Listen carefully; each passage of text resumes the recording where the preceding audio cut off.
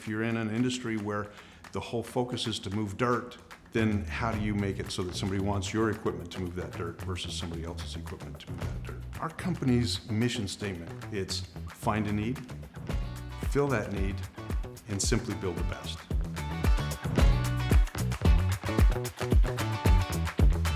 Vermeer is a wonderful little company.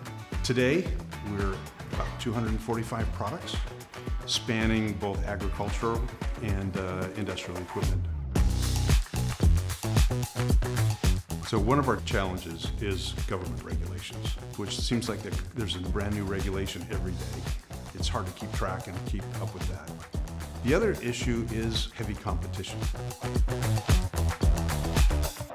So we're trying to create a unified organization where instead of 245 different processes to match the 245 different products that we have, we want to act as a single unified company with unified tools and processes and systems.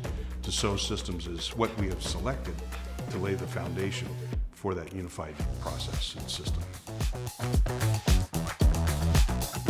We start off using project management. And one of the things that we have already seen value in is that visibility.